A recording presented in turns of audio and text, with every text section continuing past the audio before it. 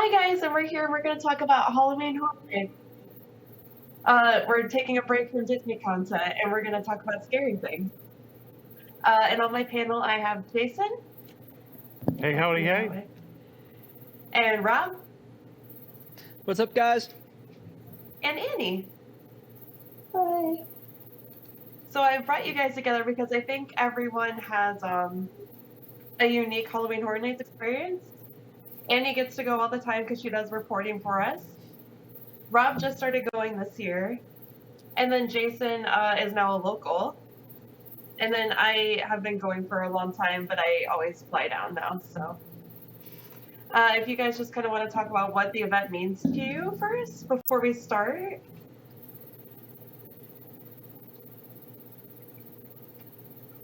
I'll start. My first Halloween Horror Nights was in 2014, and that was pretty much my first trip to Universal Orlando at all.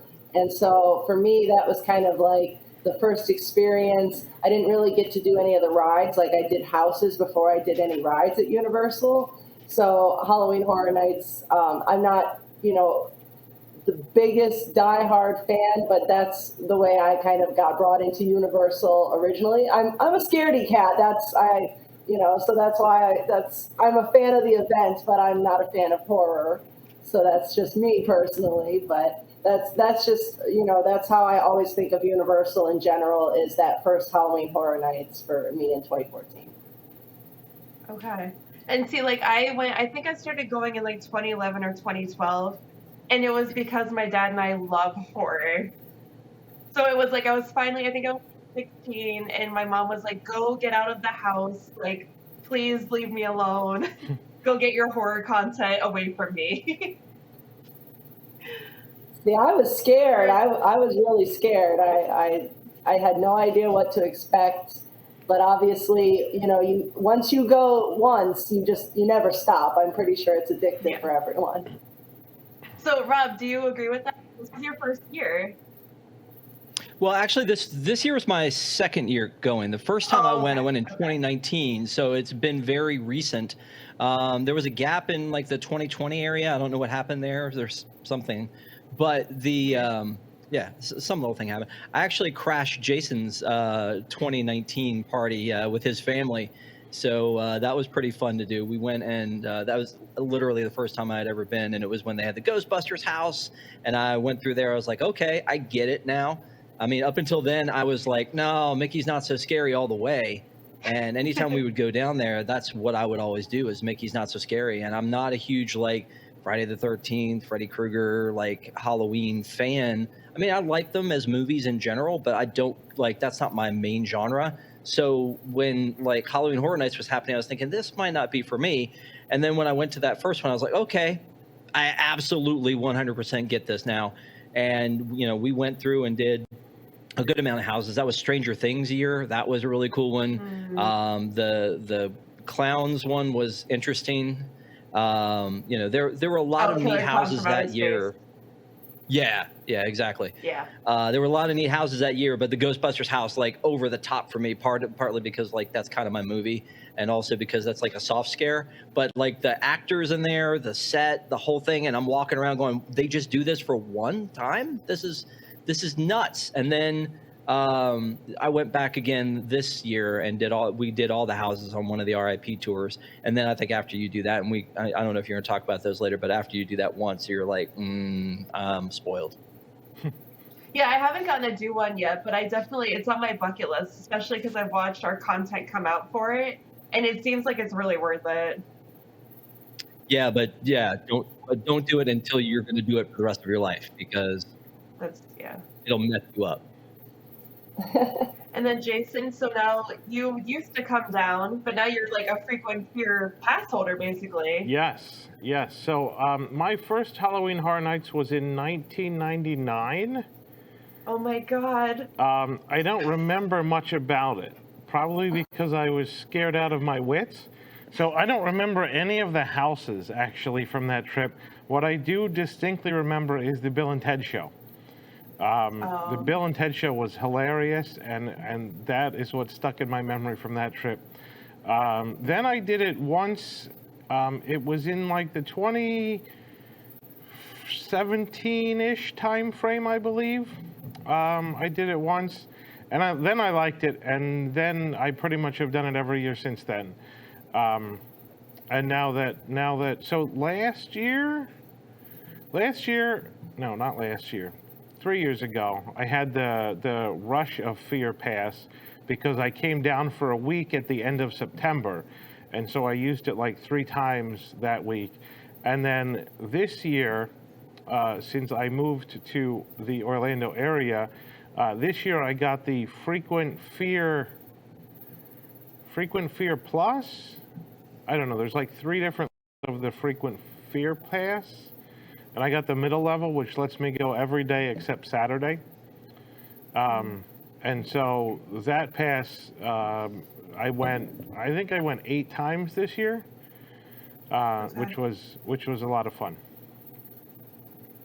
Yeah, so I think that this little segment, we're going to talk about here specifically, and we're going to talk about all of the houses, the scare zones, and then we'll probably kind of talk about what we think of the event overall as a whole, and then what we hope for next year. So I think normally when you start these conversations, people always start with the originals that the Universal creators have made. But I think we're going to talk about the IP houses because I think the originals are better this year. So we'll get kind of the clunkers out of the way. So to refresh everyone's memories, the Horrors of Blumhouse, Freaky and Black Phone, so 2 houses in one basically. Universal Monsters Legends Collide, Halloween, the 1978 version, so the very first Halloween film. And the Weekends After Hours Nightmare were the IP houses for this year. And so what did you guys think of these? I know that Universal Monsters Legends Collide won House of the Year. Do you guys agree with that? What did you think? I'll start with Annie. Yep, we'll just go around. All right. My favorite house was The Weeknd, but I absolutely agree that Legends Collide deserved to win House of the Year.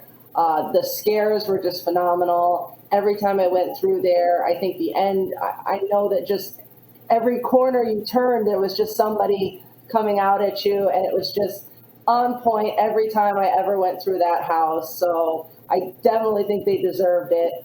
But my personal favorite was The Weeknd. So, but you can have a favorite that isn't the House of the Year. I know a lot of people were upset that Dead Man's Pier didn't get House of the Year just because of how visually beautiful it was.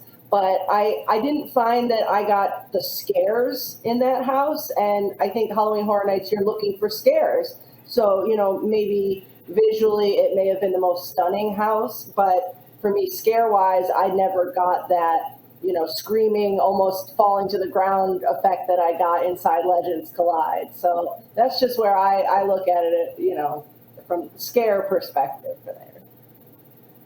So what? Yeah, What about After Hours, or Weekend, I should say? What was about that was the most appealing to you, and what made it your favorite? The colors visually. I love the mirrors and the lights, and I love that effect where they have multiple actors in a room and you don't know who's real and who's not, who's going to move and who doesn't. I remember it's funny because you kind of mentioned how you don't always remember the full event from 10 years ago or whatever, and I think about all the Halloween events that I've been to for Horror Nights and just how there are certain little clips that in my mind are just burned in. And I remember American Horror Story going through and the rubber suit guy, and just that was one of those burned in my memory kind of scares. So I think that with the end here at The Weeknd brought that good feeling and memory to me. So that was one of my favorites. I love that vibe. Oh, I love that. And it's funny that you say what they do burn in your memory. I'll never forget, it was my very first event. The house was Gothic, which is now one of the best houses I've ever done. And there was this actor on a wire that came flying towards you, and they did it with a strobe effect. So it was just like, are they coming closer? I can't tell if they're coming closer. And then they land in front of you. Burned in my memory. Terrifying. What do you think, Rob? From this year, I got to agree with pretty much everything Annie said. Like from Dead Man's Pier, from like just a vibe was beautiful inside, but it just almost was like walking through a museum. There wasn't really a lot of interactivity or scares to me, but it was really just amazing to see that entire house was so good. But the weekend was one of those that I was like, this has to be a joke that they're doing this. And then I went and saw that show, I mean, that house, and I was like, it was my favorite. You get that music pumping outside, and you're just like, you start getting hyped up for it, and you get in there and you have no idea what to expect, right? When you go through the Halloween house, you're like, okay, I get what this is going to be. But when you go through that one, you're like, what are you going to do here? And I think that they did an amazing job of there were scares, and it was, you know, some nasty stuff going on. The woman in the bathroom carving up the guy. I mean, there was a lot of cool stuff in that house. And again, that music pumping the whole time just really had you hyped the whole time when you were in there. The Legends Collide, I thought was funny that when we did our conversation about it on Park Center, you know, Annie was like, yeah, Legends Collide. And then on the other coast, Charlie's like, ours sucked. Like, it was the worst one. And we're just like, what? I mean, it was a very classic house. And it was really neat to see them. And the fact that it changed up where a different monster was going to win each night, so you didn't really know what was going on. I loved that. That's really neat. Yeah. Genius. Yep, agree. All right, Jason, we'll go to you. So I sort of ranked my houses into 3 separate tiers. The ones that I really liked, the ones that were good, and then the ones that I really only did once because I didn't like them very much. Okay.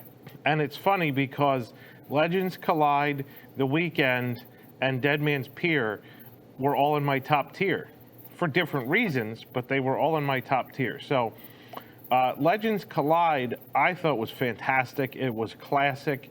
The scares were the best. I went through that house once and was behind a woman who was pretty much a scaredy cat.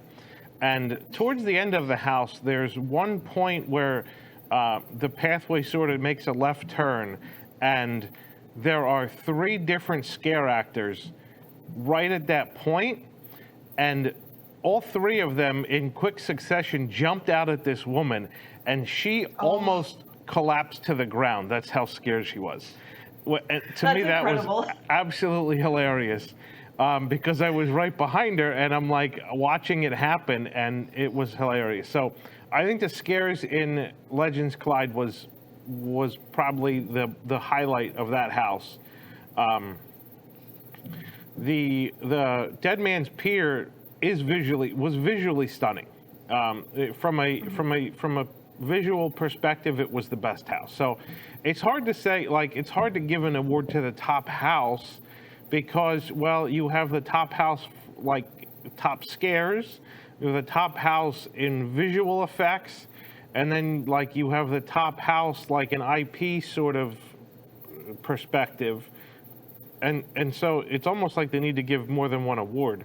I came into the event not expecting it all to like the Weekend house, mostly because I don't like The Weeknd, mostly because he can't spell.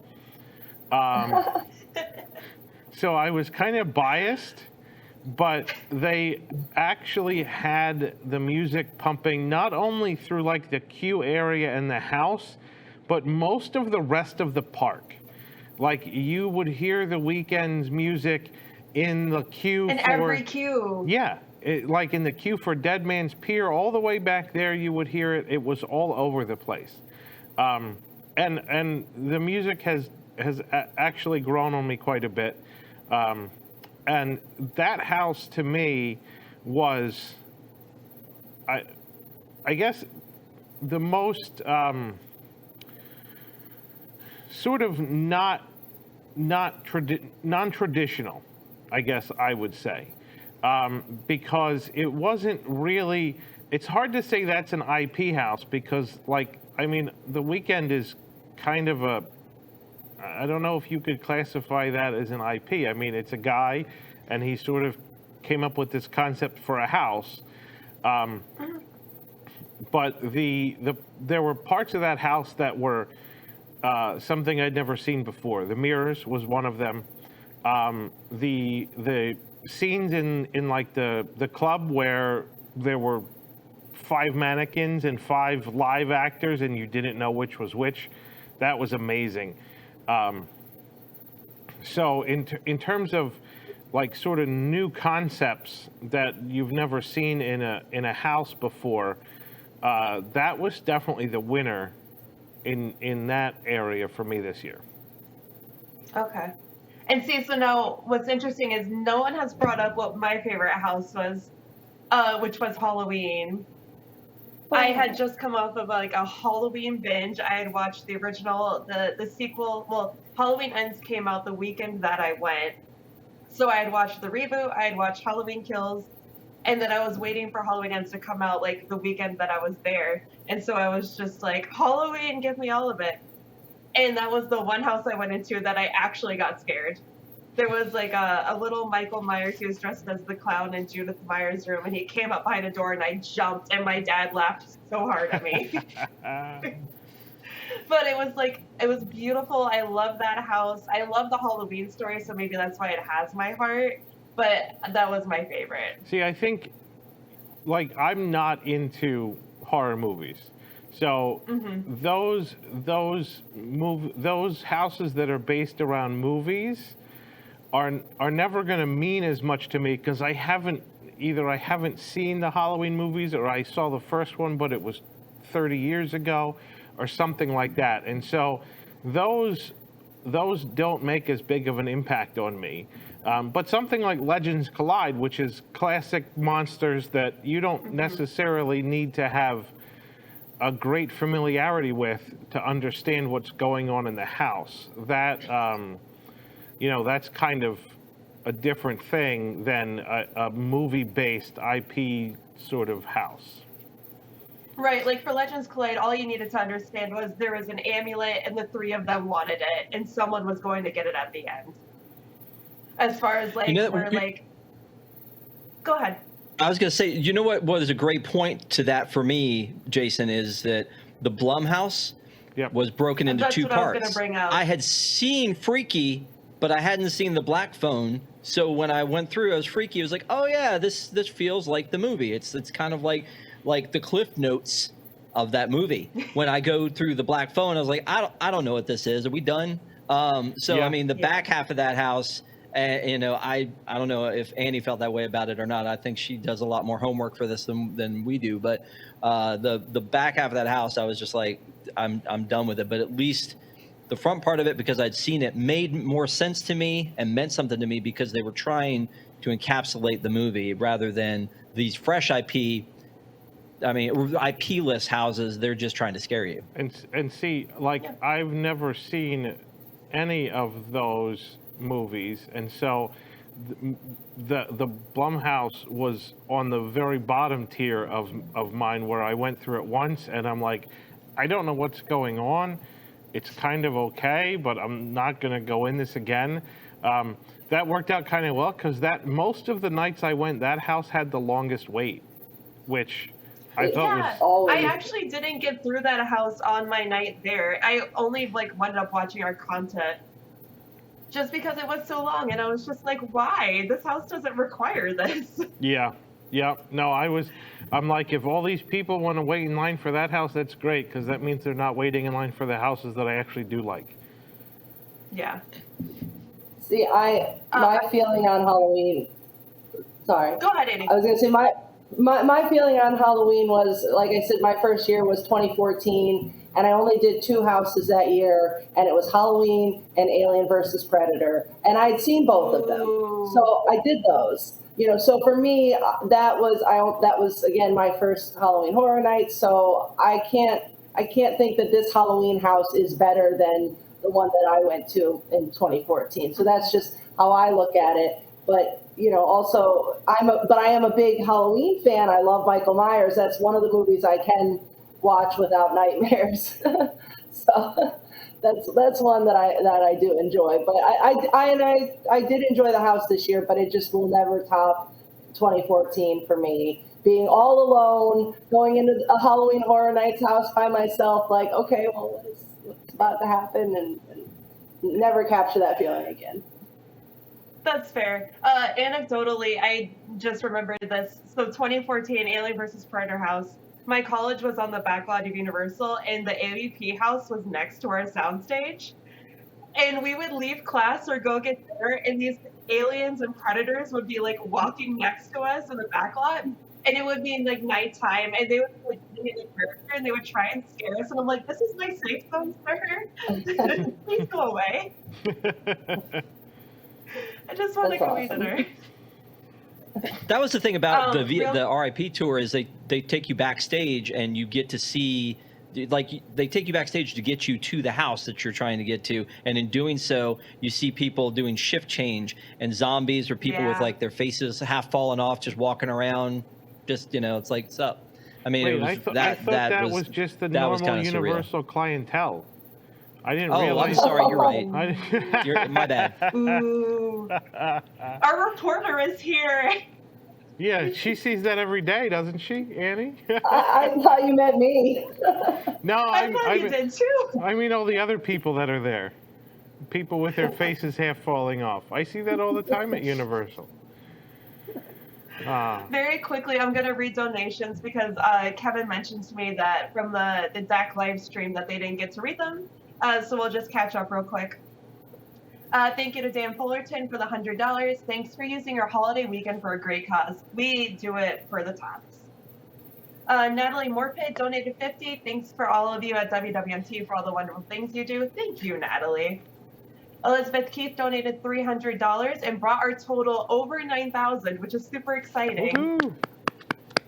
Daniel McComb donated $5. Great work to everyone. Shout out to Murder Alert from Dan. David O'Connor donated $5. Donald Brady donated $50. My favorite group who keep my spirits up and a great cause. And then hold on, we've got more. Anonymous donated $75. That brings our total to $9,190. Thank you guys so much. Everything that we're doing is for Toys for Tots. You can donate at, I'm about to butcher this, and this is why I have Jason and everyone else here, toys.wwnt.com. That's right. And then you can also bid on the auction at auction.wdwnt.com. where you'll be able to bid on a day with Jason and Jill at Disney. Yep. And hopefully a day with Annie at Universal. Annie has volunteered to put herself in the mix. So yeah, we're gonna post an auction item as soon as I'm done on the show. We'll post an item that is spend a day with Annie at Universal. It'll be fun, I promise. I will say every day that I've spent with Annie at Universal has been great fun. So I think she's right. Oh. And she's so knowledgeable, so yeah, it'll be good. And so thank you guys for everything in the Toys or Tots Drive. They really appreciate it. We really appreciate it. So, all right, we're going to get back to Halloween Horror Nights content now. So we've kind of talked about the IP houses. So now we're going to go through the originals. These are the ones that the Universal creators get to like write and create themselves. It's kind of their own little sandbox, and normally some really good content comes out of it. So for this year, we had Hellblock Horror, Descendants of Destruction, Spirits of the Coven, Fiesta de Chupacabras, Bugs Eaten Alive, and Dead Man's Pier Winter's Wake. And we've kind of talked about Dead Man's Pier Winter Wake, and I'm sure we'll talk about it more, but like, what a freaking beautiful house.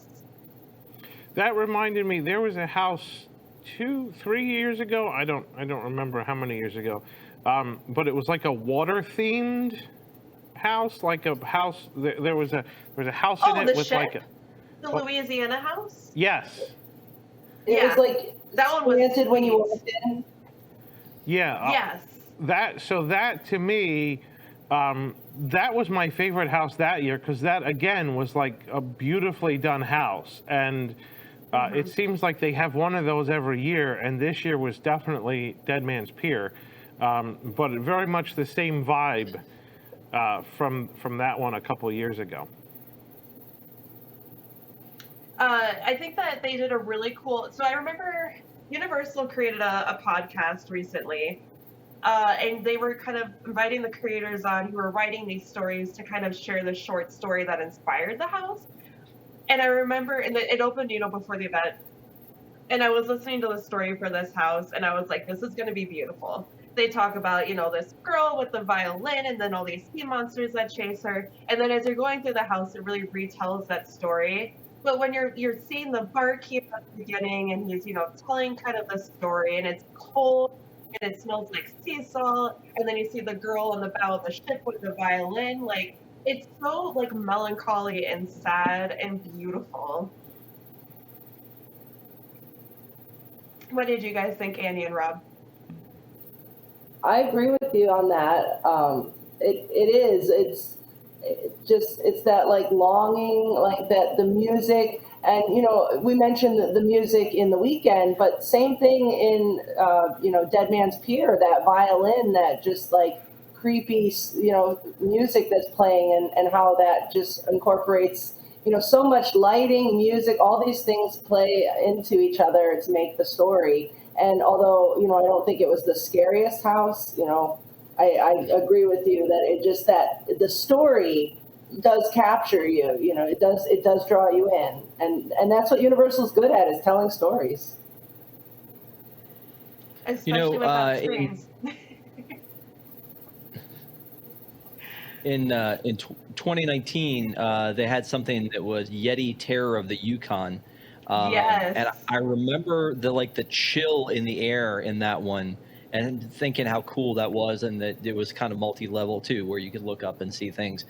Usually they kind of keep your eyes focused straight forward, but in that house in Dead Man's Pier, you can look and see things in sort of every direction, and you're making your way towards that ship with, there's the lighthouse up there and the statue when you first walk in.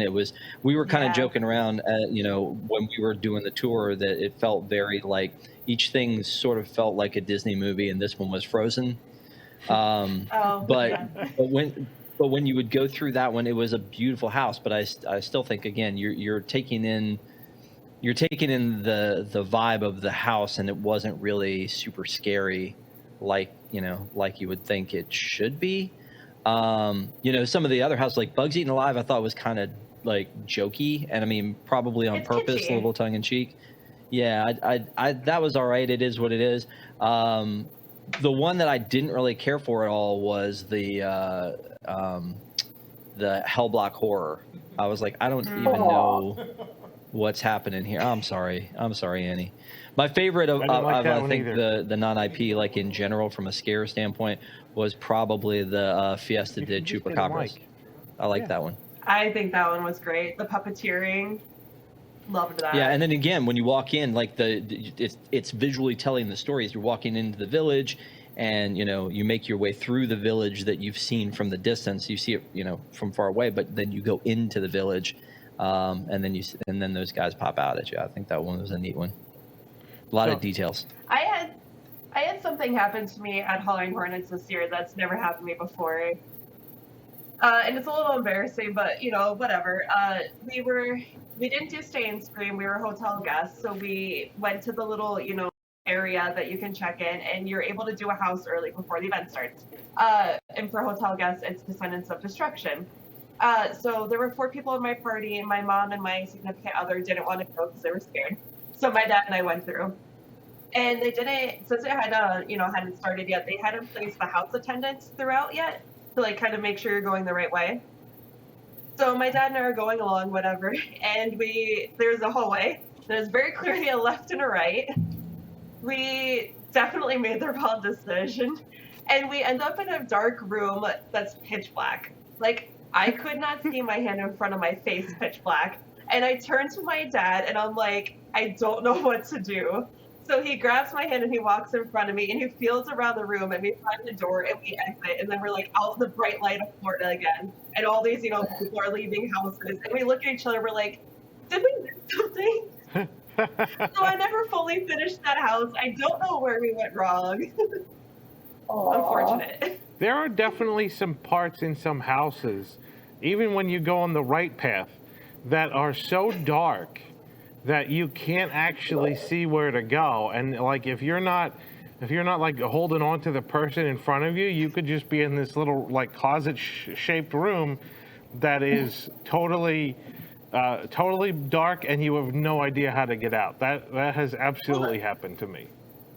I thought that they were just like doing something and that like none of our reviews had covered it, like they didn't want to spoil it or something. So I was like, oh, this is new and cool and freaky. And then I like started to realize, and the room kept going on. I was like, oh no, we have made a wrong turn.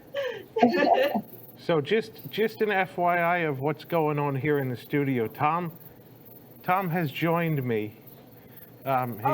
He's sitting over on the couch. I was sleeping on this couch next to the desk. He was napping, and then I woke him up by being on the show. You're just so loud and energetic. You don't usually say that. It's a joke. Tom, if you want to come hang out with us, you're more than welcome. Sure, thank you. You're welcome. We're just talking about Halloween Horror Nights, specifically the original house. I mostly came on because I heard people were talking about Hell Block, and I knew Annie was going to try to tell people it was good. So Annie, do you want to tell people why it's good?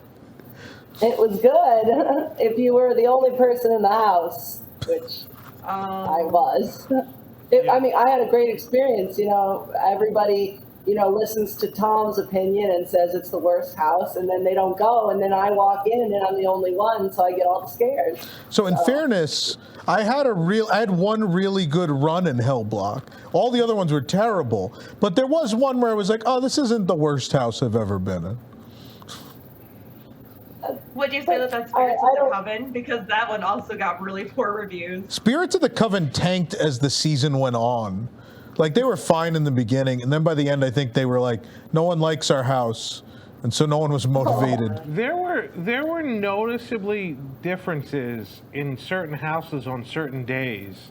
Yeah. And I think Spirits of the Coven was one of the ones that I went through that one of the times I went, there were like half as many scare actors as I think there should have been.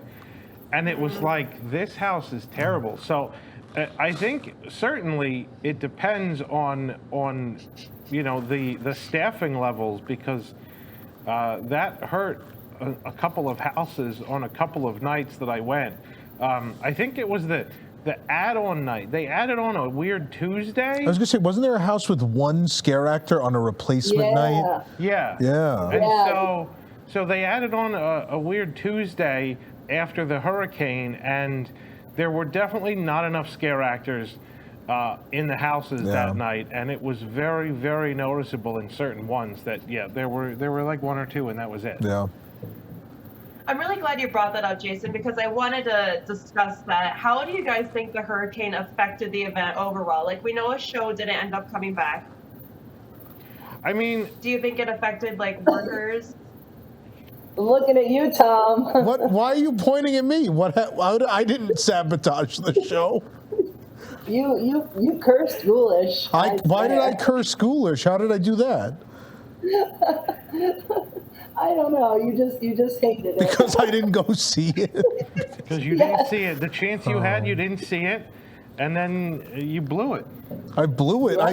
Based on what I heard, I don't think I blew anything. I don't think there was like 2 people I heard of in the entirety of Florida who liked Ghoulish. Wow. Because nobody got to see it. Yeah, no one went to see it. You can't get to see it if you don't go into the viewing area and attempt to watch it. But so few people had faith in it being a good show that they just didn't go. And then it was gone. People were like, "Oh, I guess we missed that," and then they just walked away. And that was it. I mean, part of the problem is, and I think this is true for any show. There's the whole back section of the lagoon that you think it would be great and you could just stand there and watch the show, but that's not where you can watch the show from. And so you have to go to that little viewing area in Central Park or whatever. They have giant signs for it. No, they do. But the problem is, if you're on the wrong side of the lagoon and the show starts, you can see it happening, and you're like, oh, this would be great. I would like to see it. Yeah. But in order to get a decent view of the show, you got to make your way all the way around the lake, and it takes like 10 minutes. The show's Luckily, over. but Annie, how many were they doing tonight? 5 or 6 was a ton. Yeah, at least 4, I think, maybe more. I mean, you had a lot of chances to see it.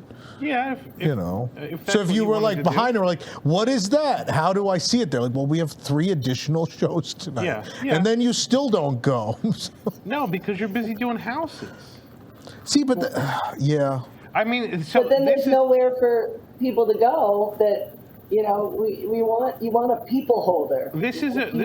I think this is a really important topic, because the same thing happens with the water show as does with Nightmare Fuel.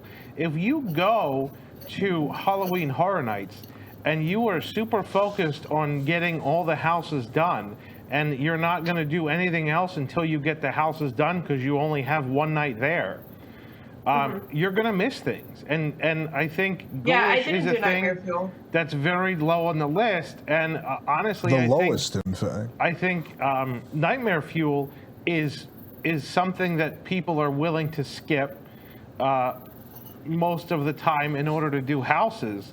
But to be completely honest, Nightmare Fuel, I went to Halloween Horror Nights at least 2 nights and saw Nightmare Fuel more than I did houses. I mean, like, I saw 2 shows of Nightmare Fuel and only did 1 house on that particular night. Because I think that show is spectacular, and it's not just because there's scantily clad chicks in it. It's a pretty amazing show, and I ended up seeing that show, I think, like 10 times over the course of the season. But, if you're into the houses and you're not into the show, then you're going to prioritize one over the other, and that's fine. But I don't think that, if the show is at only certain times and you happen to be in line for a house, even though the show's only 10 minutes, you could end up wasting an hour or more between getting to the viewing area, watching it, then getting to the next house. It just depends on what your priorities are. Yep. So then with that, I think that's a good time to talk about scare zones. So there were five this year. Sweet Revenge, Graveyard Deadly Unrest, Scarecrow Cursed Soil, Conjure the Dark, and Horrors of Halloween. Let's start with Rob. What were your opinions? I don't know. I'm not sure that I like the scared zones as much this time as the 2019 ones that I saw. The Rob Zombie one I thought was pretty cool the first time. My favorite. What's the one? Zombieland. That one. That one was pretty cool the first time. This one, the candy one, that was pretty interesting. We went with a tour guide who told us what it was we were walking through, and I think had I not gotten a little bit of context from that, maybe it wouldn't have been as good. But I think it was really well themed. And then there was the one by the wharf. I don't remember which one that one was, where they had the whole ceremony with fire. It was over. Oh, the one with emo disaster. Daphne. Hey, Yes. that's my favorite scare zone.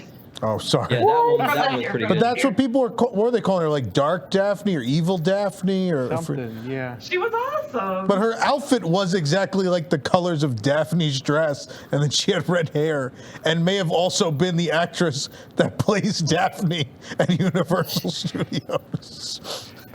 I mean, I think part of the problem with that scare zone in particular was there were always a crowd of people standing there to watch her. Yeah. And then it blocked traffic flow. It doesn't. That scare zone is yeah. always a mess. It is. It's too. That space is too tight for a scare zone. I think, yeah, absolutely. And people are trying to That's get where the Rob Zombie one was in not 2019. but Diagon Alley. Yeah, it's a bottleneck. They got to find a new spot over there. Or just have one less scare zone. No. I mean, Or get rid of Fast and Furious and then shove it all over there. They did. There was a house in Fast and Furious. that's right. I know, but I want to level the ground. Just get rid of the Why would you attraction. want to deprive families from Denver that want to ride Fast and the Furious Supercharged? That's my Why would second. you- That's my second favorite ride. Where? Oh. Like there or in total? Like anywhere in the world? Is it like Journey Center of the Earth and then Fast and the Furious Supercharged? No, it's Poseidon's Fury and then Fast and the Furious Oh, Supercharged. man. Okay, I will give you Poseidon's Fury. I do love Poseidon's Poseidon's Fury, great. unironically. But I think one of the problem with scare zones is that, and Rob sort of touched on this. If you don't understand what they're trying to do there, it's sometimes confusing, and sometimes you're just in a hurry to get somewhere.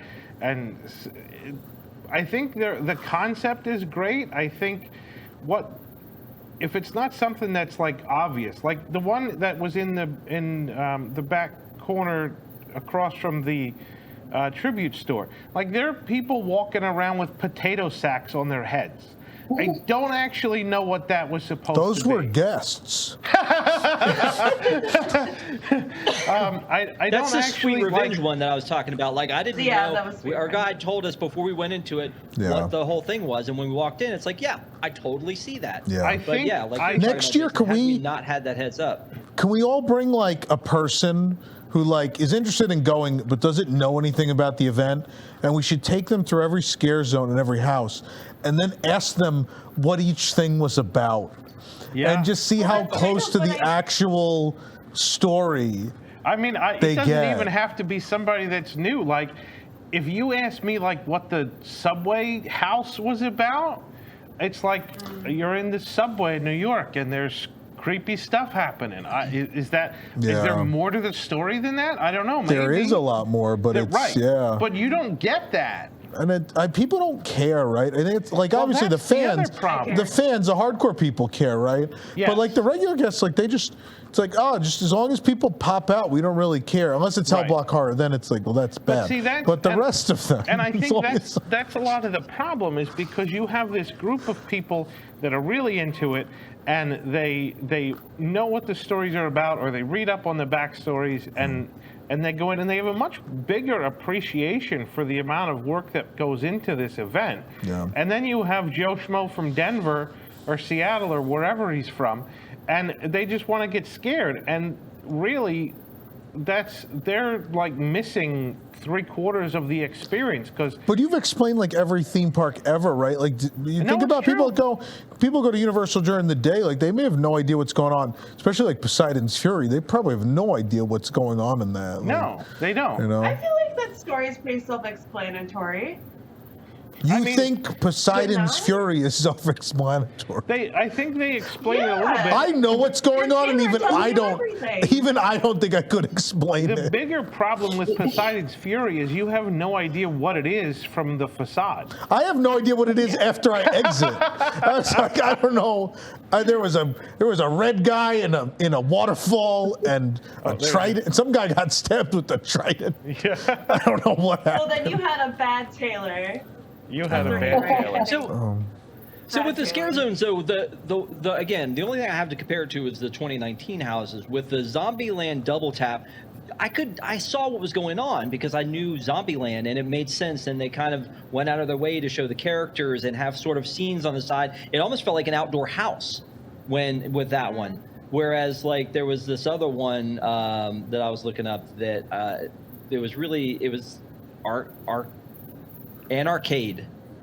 I don't know if you remember that one. It was over by like where Minions is, and Yes. they had these like women With the and game- still with on the- stilts that and everything was- with Oh. neon. Yeah. Yeah, and And that's, the game again, this was machine. 2019. That one's always like the photo op Right. scare zone, right? Like that one's not Yeah. actually really for people to get scared. That's kind of like we've arrived at the event or we're leaving and we need a photo, right? Because if you look, I mean, everyone's social media accounts a couple of years ago was with those game cabinets, right? Yeah, I thought Like, that was that to me. That's But like that was a vibe, though. That was cool. That's the scare zone equivalent of Dead Man's Pier. Like, it's visually stunning. It's just not very scary. And it's great. I thought the one with the games was fantastic. The one this year with all the pumpkins was really Nice, cool. like, Pumpkin Lord. I Pumpkin think- Lord was great. Yeah. Yeah, I The mean, people in that scare zone were working real hard.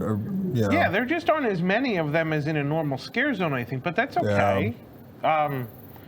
The scare zone this year the one that I thought worked the best was the one that was in front of Cafe La Bamba. I don't remember it's like the farmer people. Oh, Scarecrow? Was that what it was? Scarecrow. It's a sequel to a house. Yeah. Okay. I thought that worked really Scarecrow, well. Cursed Soil. Because that was visually really good, and then the scare actors were really good too. And I saw some people jump out and scare the wits out of some guests, and it was really funny. The one problem they had was they had those big elevated platforms, and there's people up there, but like no one ever saw them. No, because like it was don't look staged up. real bad. Like no one thought about the fact like they're not within reach. They're kind of in the dark. Everyone walked by. Those poor people up there. Like I don't know that anyone saw them. No, but the people on the ground did a really good job. They've always lit that area with like the pumpkins and stuff, and it's brought a lot of really good light. And they did it this year, and it was unfortunate. Yeah. And then Ghoulish was gone, and then,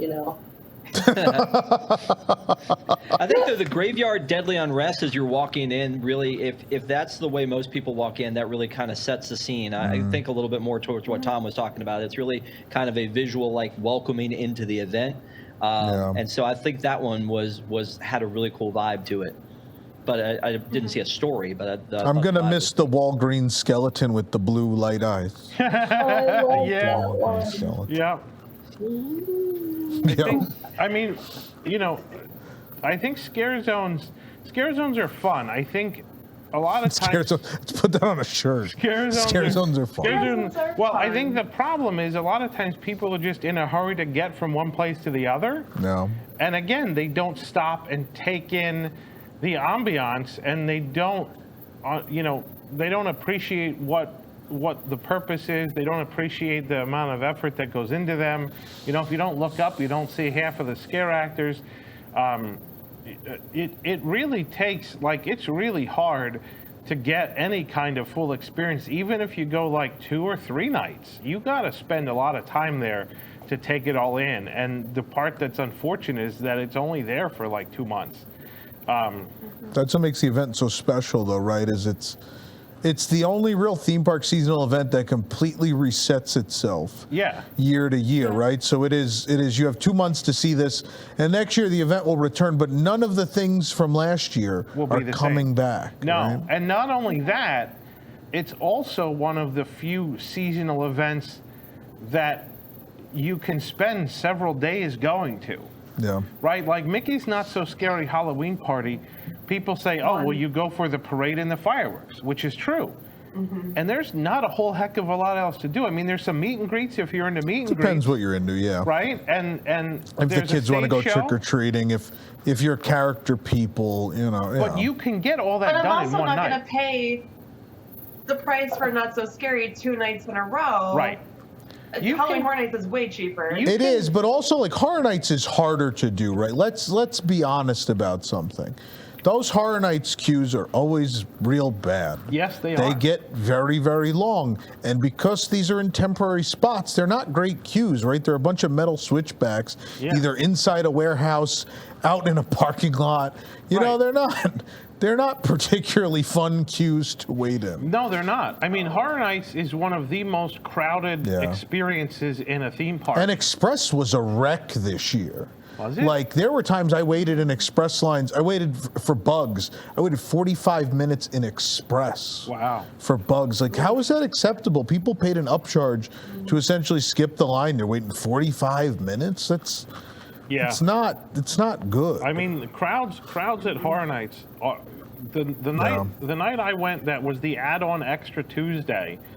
I think I did 7 houses in the first 2 hours. Yeah. Like, that was, to me, that was fantastic. But every other night, it's like, you can barely get 3 houses done in 2 I don't know, hours. was it the second to last Friday or the last Friday or Saturday? I went with Jonathan, who's actually in the chat. We did 7 houses in the first 2 hours on a Friday or Saturday of Halloween weekend. And it was like... That's wild. This is insane. And then Halloween was bad this year, which was the rough...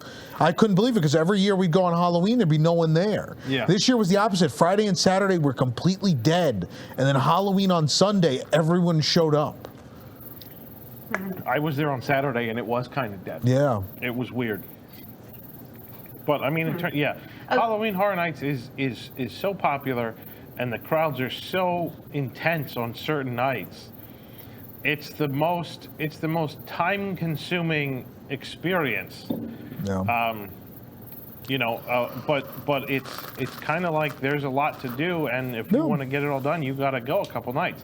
But luckily, the price for the frequent fear pass is about the same as the price of a one-night ticket for Mickey's Not So Scary. So you could go plenty of nights. Russia Fear? Russia Fear is The even 10-night cheaper. one? Yeah, the first 10 nights. No, my regular frequent fear is it's still more than a Halloween party.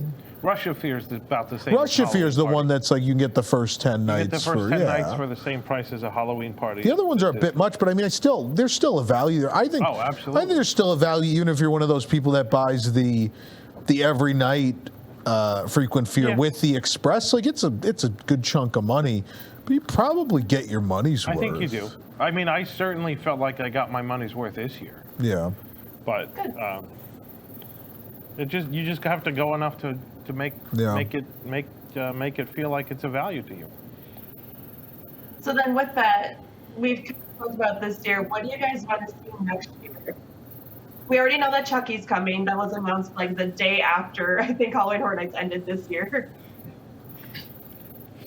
But do you I think want that Little this year Boo to was have his own house. we- What would a Little Boo house be? A lot of pumpkins. Horrible. Well, what? We all loved Wicked Growth. I Yeah, mean, Wicked Growth was good. Wicked Growth is Yeah, great. so what if we got another I don't Wicked want, Growth, like- but we just, it was just I'm- Little Boo's giant head that you I don't went into. understand Little Boo. I don't get No, it. Me neither. I don't want to get it. I don't know. I bought the Little Boo pillow. I ate the pumpkin bun because the pumpkin bun was good. Oh, it was People so do I like good. the wanted it pumpkin for the bun. food. Yeah. So we're getting Evil Dead, right? We know that, right? I think it's the worst kept secret in theme parks is that Evil Dead got moved to next year. So Evil Dead and Chucky, right? Those are the two we Yeah. probably know for sure. And people are assuming Stranger Things. Me? I don't know. That'd be great. Those things never seem to come back though, right? Like they did American Horror Story, they did the 2 years and they were out, right? Stranger Things, they did the 2 years and they were out. And then How many times did they do Walking Dead though? Walking Dead they did, but then once they stopped doing Walking Dead, that was it. Like Walking Dead's still on. It's in its last season and there's a spinoff. They've never gone back to it, right? You know, I don't know. I'd love would've another rioted Stranger if they Things brought it house. back. I just don't know that they're going to go back to that again. Okay. Well, I'm going to secretly hope for it because the Vecna season was incredible. Oh yeah, no, I mean the show was the best it had been in several seasons. I totally agree. I'd love it. I'd be surprised. I think they're starting to realize that they don't need to pay for IPs, right? So Chucky they own, and I'm surprised it took them this long to be like with the show, 2 seasons in to do a house. Evil Dead is theirs too. Right? What from this year? What did they not own? Obviously, they don't own The Weeknd. He's a musician. But what else? What were the other IPs this year? There was Blumhouse. Blumhouse is theirs. Halloween they own, obviously. Halloween they own, yeah. Yeah. So I don't know. Yeah, and then Monsters, which they own. So. Yeah, so I don't know if maybe they've reached the point where they're like the event's going to do what the event's going to do. So maybe we don't really, unless it's like some extreme circumstance, maybe we don't really need to pay anyone to have a house, right? And how many times has that been a headache for them? Scream, how many they had wars even to do Beetlejuice. Like they were so restrictive with them with Beetlejuice, they couldn't do the tours. There was all these rules about merchandise and all these other things. Beetlejuice was a great house, though. Was it? That was the house that suffered the most from, like, COVID destroyed that house. Like, they had to cut all the fun stuff. I mean, I guess the question is, if you're gonna do an IP house, I think Beetlejuice is a movie that a lot of people had seen a long time ago and maybe haven't seen recently. Oh, those work though, right? Because Ghostbusters, I think people thought Ghostbusters was aged, but then everyone showed up for it. I thought Ghostbusters was amazing. Yeah. Ghostbusters was... People still wear the shirts. I think that was the shirt, other than this year's shirt, the shirt I saw the most was the shirt from the Ghostbusters year, right? Yeah. That was a pretty great year. Yeah. But I think the truth is, right, you have 10 houses. It's going to be full to the point where you're going to have lines for 10 houses. Do you even need to bother paying another company to have their property in your event, right? Did they pay the weekend? I assume they did. Someone said they're on their record label. They're on Universal Records, but I bet money was still exchanged because it's different departments. My question is, like, if somebody came to me and said, do you want to design your own Halloween Horror Nights house? Yeah. They would want me to pay for it, right? Like, yeah, but you're not famous. I know, but even so, like, they could probably go to other famous musicians or whatever and say, hey, come design a guest house at this year's event. And they've not have to done pay that. For it. Well, they've done that several times, right? Penn and Teller. They did Penn and Teller. They did Alice Cooper. There's a whole bunch of stuff like that. So I don't think they necessarily paid the weekend. I think they did. I think he got a percentage of those bar sales. I think that's why both events had the weekend bar. That's possible. I think they got a percentage. Well, and maybe that was the monetary exchange. I mean, it might have been better than just paying him for the house, right? Alcohol sales at Horror Nights? Yeah. I'd like to see Psycho come back because I never got to see any Psycho houses. I think that would be pretty neat. They own that, don't they? Like something old school. Yeah. That would be great. There's always like a legacy movie they dig up, right? Like how long it took them to get to Poltergeist, but then Poltergeist was just about the best house they've ever done. I think they might. I think a lot of people are talking and rumors about Five Nights at Freddy's.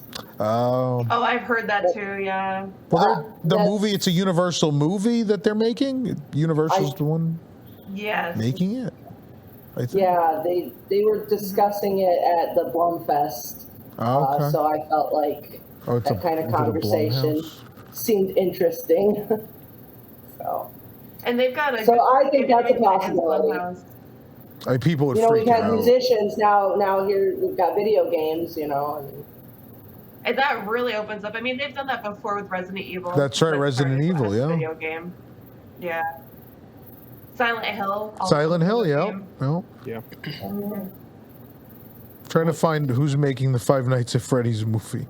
If it's Blumhouse, they've got a great relationship with them. I think it might be them, I guess. I don't know. I think it is Blumhouse. Yeah, it is. You're right. Yeah. It is. Yeah, it is. Yep. They had Sinister, Blumhouse Insidious. They had Freaky and Black Phone. Like, they normally have a Blumhouse house. So. And it's usually the least liked house at the event. Although Insidious was great. That was the one Blumhouse that was great. The Insidious year, that was a good one. I hated that portion of the house, but I liked the Sinister portion. But I also don't like Insidious as a movie. Was that a shared house? I thought Insidious had its own house. Maybe I'm No, it was three. It was Purge, The Purge, Sinister, and Insidious. Oh, yeah. Mm-hmm. Let's go back and have a fight about Nightmare Fuel. Yeah. Yeah. That's what I'm waiting for. Because when I went with Tom was like, we're going to skip that, right? Let's just go. Let's skip it. And everybody else is like, no, we want to see it. He's like, all right, we'll go see it. And I thought it was amazing. I only saw it once. And here's the other thing, though. I never got to see Bill and Ted. I hear everyone talk about how great Bill and Ted was. So compared to that, it may have been garbage, but I don't think it's garbage compared. I think for me that's a show I go see it once and I'm like, all right, I saw it this year, I'm good. Bill and Ted, I used to go back because sometimes they'd be different. That was the fun thing about Bill and Ted. Then the great thing was the last Bill and Ted of the year was always different. And so that was the fun thing. But it changed the whole event for me, right? So like I used to every night I'd go see Bill and Ted once. And then when this started, it was like, I guess I'm just a house guy now. I guess I'm just gonna go do houses. I mean, Man, the music though, the energy that whole show gives you from beginning to end, I pumped me up. I was all about it. I thought it was great. Yeah. I saw the last 2 shows on the last night of the event, and you want to talk about the energy. The energy there was just insane. But I think so. You know, like Bill and Ted was fun. It was very different. And it was really more comedy focused, and that's not what Nightmare Fuel is. You know, there's room for both of those shows. They're not in any way overlapping in terms of the concept. I mean, the sexy dancing thing. I mean, that was the big part of Bill and Ted, too. But I mean, you can never have enough sexy dancing. Doesn't matter. Oh my God. Was it? That was part of Bill and Ted? Yeah, Bill and Ted had like scantily clad men and women dancing, and then it's a parody show, but also with scantily clad hot people. Yeah.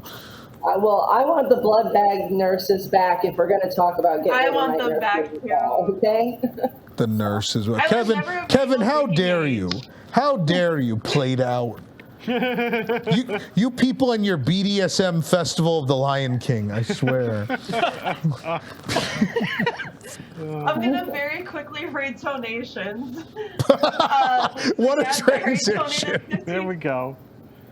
Lisa Gadbury donated $15. Thank you. Cheryl Merciato, I'm sorry if I butchered your last name, donated $30. And Benjamin House donated $30. Little Boo House Hype Train, come on Universal. That's my boyfriend being a troll. Wow. There were also trolls in that scare zone by Fast and the Furious. Hey, Fast and Furious is a big good ride if you. Oh no! And if you're Jason. Go with me. He's lying. He hated it. What did I hate? No, Jason, when he was talking about liking Fast and Furious.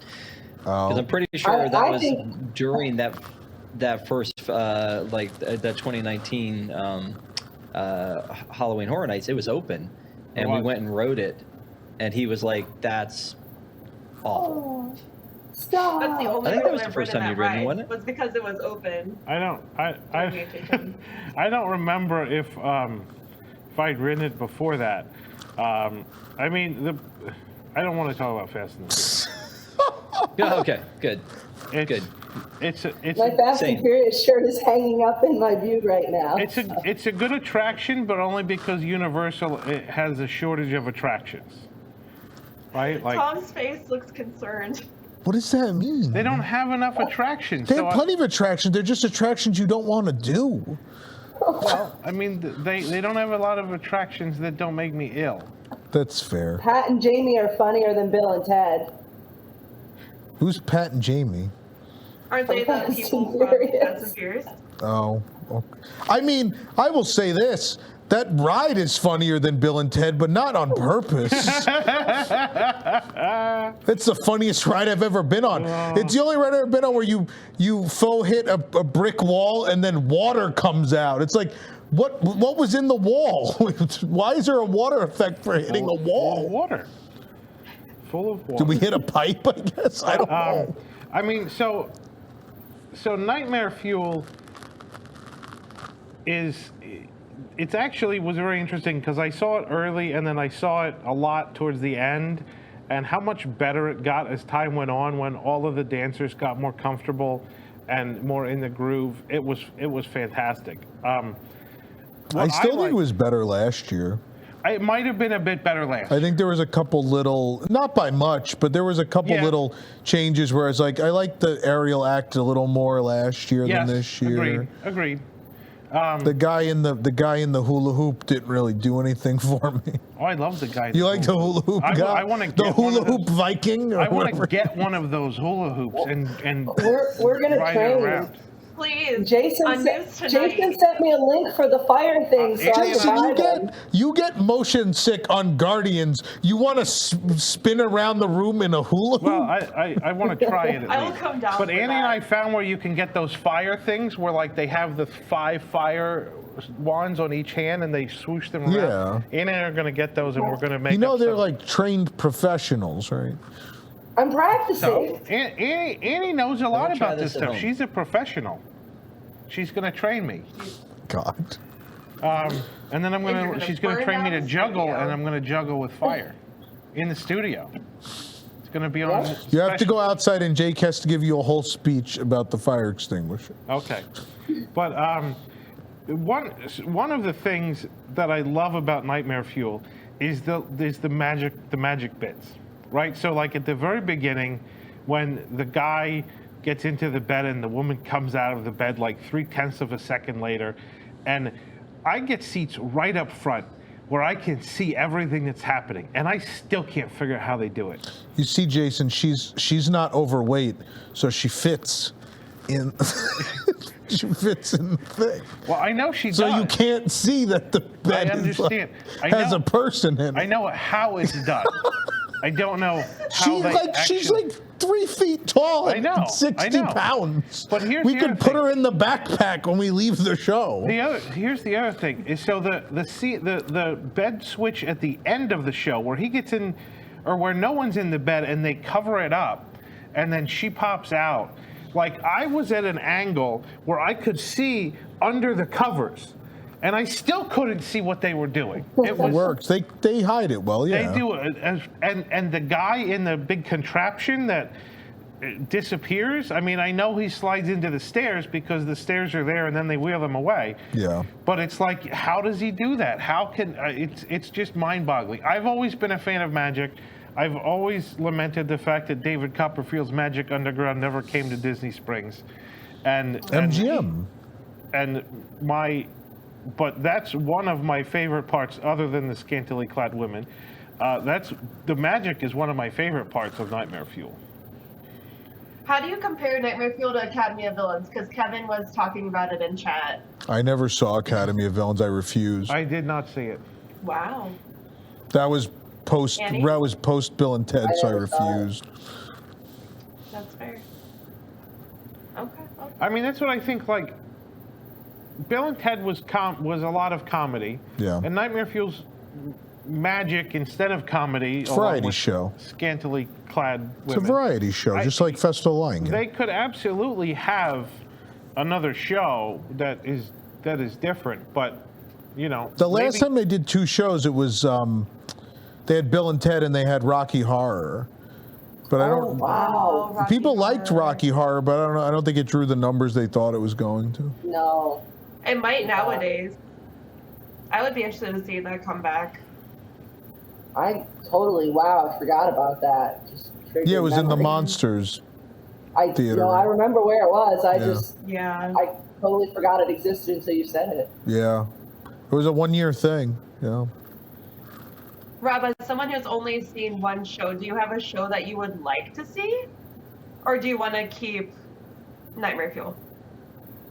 I mean, I again, everybody talks about Bill and Ted. Everybody says what an amazing show that was. I've never watched a video of it. It sounds like it was a neat show, but Nightmare Fuel, again, I thought was an amazing production. The variety show, the fast pace, the energy, the music, Yeah. the magic, all of it, I thought was really well done. And I was just like, afterwards, kind of just shaking my head, like, what just happened? And the fact that they do that show 4 times a night, Yeah. that I don't know how they do that, but I think that one was really well done. I'd love to see them continue that, but maybe bring another one. But like they were saying earlier, you don't really have enough time in the night to do all the houses, all the scare zones, the specialty foods, the shows. Like there's so much that's going on, and I guess that's why you get the Yeah. frequent fear passes so that you can go back and do it over and over again. Yeah. But I think that's a great show. I'd like to see them keep that. If they wanted to add another one, I think that would be cool. I always wondered, It though, is great. as big an event as this is, why they didn't consider the possibility of they've got a second park somehow doubling this attraction. Yeah, you There have was to. a time where it was Or both they've done it parks. before. I don't. It But I mean, like, didn't work. Mm-mm. I don't know that they that's just should- not a thing that would work. You can't anymore now, It right? didn't So work. post Harry Potter, you have a very different audience at Universal, right? There are now families that go to Universal, and if you have a bunch of families staying in you have a bunch of on-site hotels, more than you had back then too, right? And if those people are like, well, we don't really want to do a scary horror event, you kind of need another park for them to go to. I guess you're going to have a third park very soon anyway, so maybe you could do Islands and USF together anyway. But I think you have to have something for those people to do as an alternative to Horror Nights. I think it's the curse of their success, right? The fact that they started to draw families in. I think they do have to do something else. I mean, I think that's right. And like, I would almost like to see, but I don't know how logistically this would work well. Like, start Halloween Horror Nights at like 3 in the afternoon. And then you have a lot more time to do everything in one night. Part of the problem is Maybe like just do shows and food early on. something like that. I mean, I think again that falls into the problem of your tourists, right? I think the problem is you have people staying on site. They're there for 2 or 3 nights. Yeah. And they have to do studios at some point, right? And if they're there between Wednesday and Sunday, Horror Nights is going to be every single one of those nights, most likely, right? So how many hours? Like, there may just not be enough hours to make those people happy. Alicia's idea of doing the shows early, like that would be kind of cool. Yeah. Is with a Horror Nights ticket, you could go in at 3 o'clock, and there's nothing going on in the Fear Factor stage or Animal Actors or whatever. They could put Horror Nights shows on. I would pay to see a Horror Nights show in the Animal Actors Theater, by the way. I would pay any amount of money. They could put shows on early in the day in those theaters and not impact the day guests at all. You're not If supposed those to see theaters everything exist. in one night, though, right? Like, it's Yeah. capacity. The lines are already long enough. The reason there's so much stuff is you have to spread people out.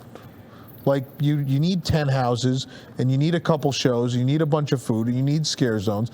You need to spread people out. Like, the waits are already 60, 75, 90, 120 minutes. You need, God, you either need to start adding more houses or more stuff to do in general. You need to add more houses. So there were 10 houses this year? It's been 10 for a couple of years. There's always 10, and that's what I was going to say is that this next year coming up, logistically, we're going to have a wall and kid zone. So that's where a lot of the entrances to the houses are. Yeah. And now we've also, when we lost Shrek, we took over Fast and Furious for a house, but we'll have that VillainCon thing where we'll be able to put another house there. I was going to say that's back on the roster next year. Yeah. And so I think that next year, the question is, how are we going to move locations around? Would we have more than 10? Are we just going to get 10? By gaining those locations back, you would think that they could have more than 10. But then if we have, Kid Zone closed off, and then Fear Factor's already permanently gone, that theater could get torn down before next year. We really have no idea. I mean, I don't believe it, but who knows? I think that theater is safe now. I mean, who knows at this point, honestly, but just thinking wise, like you say, Animal Actors, I'm like, oh, okay, we could have some nightmare fuel in Animal Actors. I'm with that. Just using all the props and stuff for the animal acts, though. Like someone crawls through a log. They get on the slide. They got leashes already. They do already have leashes in the show. So in fairness, there you go. But they should just call it. It should still be Animal Actors, but it's different. Animal Actors nighttime. Animal Actors Nightmare Fuel. After dark. I would like to see, maybe with, space issues becoming like maybe a thing, if they went back over to Islands of Adventure, I would love to just be able to see that once. And just to like get different theming. Like your different background theming, like walking into Port of Entry and having your opening scares up there. I feel like that would be so pretty. I mean, that first year at Islands just seemed like the coolest thing, right? Although people that went said it wasn't, because, right, the houses were themed to the lands, right? So they had the Marvel house where the Marvel villains had killed the superheroes. They had the Jurassic Park house where the people had spliced their genes with dinosaurs, so they were like half human, half dinosaur. Sounds amazing. They sound great in theory, and I was like, oh, I wish I could have went that year. And then I don't know, there might be someone we know actually who went that year, and they were like, that wasn't the best year. I was like, oh, okay, all right. Like, but maybe they didn't know how good they had it. Maybe. The event, I think, is in its best incarnation now, right? Like, it's obviously not perfect. When you're doing 10 houses, inevitably 2 or 3 of them are not going to be the greatest thing ever. It's just, you're trying out 10 different things. I mean, I think that's the key, I think, is to make sure that not everyone agrees on which 2 or 3 aren't the greatest. Because I would say Blumhouse wasn't the greatest this year. I only went and did that once, but there were plenty of people that loved it. Yeah. And as long as different people, like the Bugs house, Rob didn't really like the Bugs house. I thought the Bugs house was fantastic. I love Bugs. I thought the whole concept was amazing, and the execution was great. And some people never get the comedy house, right? That's always been the problem. Yeah. Is there's a contingent of us who the comedy house is our favorite thing every year. Yeah. And then the general public is like, it's not scary though. It's like, do you need 10 of the same exact thing? There's 10 of them. Why can't there be, again, like the Wharf, right? You have this really pretty house. Right. It's this cool atmospheric thing. You have a comedy house. And then the other 8 are like mortifying, right? That's fine. That works. Yeah. They don't all 10 have to be blood and guts, and that doesn't have to be all 10. You have 10 houses. They can all be different things. And I think that's what they need to do even more of, to be able to spread out the crowds, because there were definitely nights where certain houses like Spirits of the Coven was almost no wait. That's because people had done it. Well, or they didn't like it. They didn't like it enough to do it again. That I went, it was 5 minutes. You could always tell over the course of the season what people don't like, right? Because by like the last 2 weeks, like the word of mouth has made it to everyone, and oh, that house is 20. That's no good. Yeah. Hellblock obviously in the beginning had wait times, but then once all the repeat people had done it, they'd kind of stayed away. Yeah, they were. And then Coven was a slower decline, but it got there too. It did. I think we didn't talk about Chupacabra. I love Chupacabra. I thought that was a great house. I thought that was a great house. I thought they missed a really good marketing opportunity there. They should have had a little puppet, and it would have been called Choopy instead of Chewy. Choopy the merchandise Chupacabra. I would have loved that. Like, wouldn't that be great? Yeah.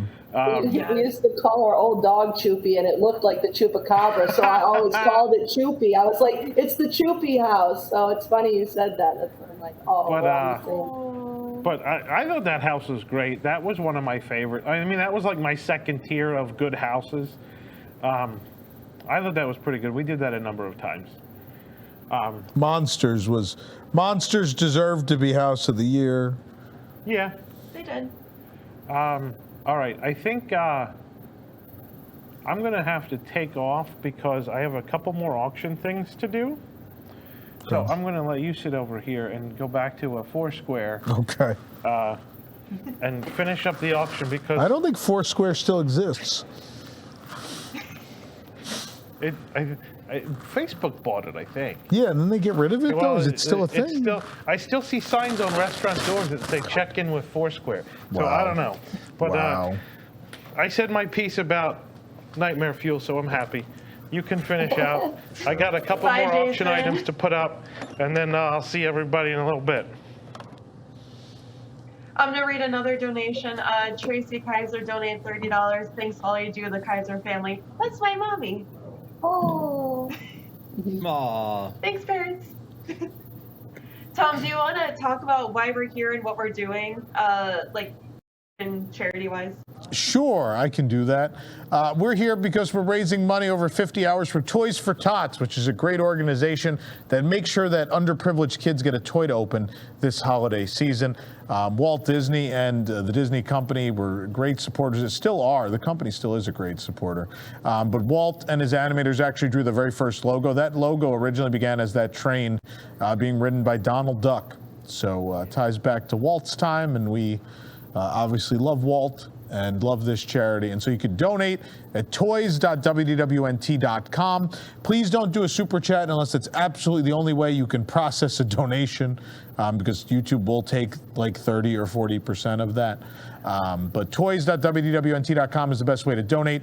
And then another great thing is you can get your Christmas shopping done, and all that money can go to Toys for Tots if you take part in our live auction, which is, there's already 100 or so items up at auction.wdwnt.com. There is some Universal stuff too, mind you. I think I got extras of that, the Jaws and the T-Rex plush. They're dressed as tourists and all sorts of funny thing. Jaws has like an orca popcorn bucket. It's really cute. It's great. Well, so Jason is going to list a day with Annie at Universal as an auction item. There you go. What's mostly, do we have to list in it that you food will be provided at Annie Ann's and drinks at Fat Tuesdays? Is that just automatically part of the package? I think they know. Oh man! In fairness, Annie Ann's is delicious. I can't deny. Well, so now we're kind of halfway towards the end of the show. Do we want to give final thoughts from this year Halloween Horror Nights? Annie, I'll start with you. Oh my! Final thoughts. Pressure. Just how did the year go? So like from what you walked in expecting versus how it changed over the time that you were able to go. I absolutely loved it. Obviously, every night the scare actors get better. They just get more comfortable and in their groove. Yeah. I overall think they did a fantastic job. There are more houses that we could argue were the best than the worst. Coven was the worst. We can all agree on at least that. So, I think it's okay when we can all kind of agree on there's a lot of good houses versus a lot of bad houses. I think the food was really good. The crowds on Halloween, I was a little bummed out about because that's usually the quiet night. Yeah. But overall, I mean, for 31, I can't believe there have been 31 Halloween Horror Nights. That's insane. And I hope there'll be another 31 and more. So that's my thoughts. Rob? Yeah, we talked about like how well balanced it was with, you had the Bugs was the kind of funny one, and you had the Weekend, and you had the IP and then the non-IP, and some were gorgeous and some were, more scary than others. So I think it was a really good mix this year of the houses. I think that, other than Hellblock, which I only did once and I didn't think, or was actually, I guess twice. I didn't think it was all that great. Sorry. Well, that's why. Sorry. Yeah, you got to do it 18 times to make it good. Does that make it good? The 18th time is.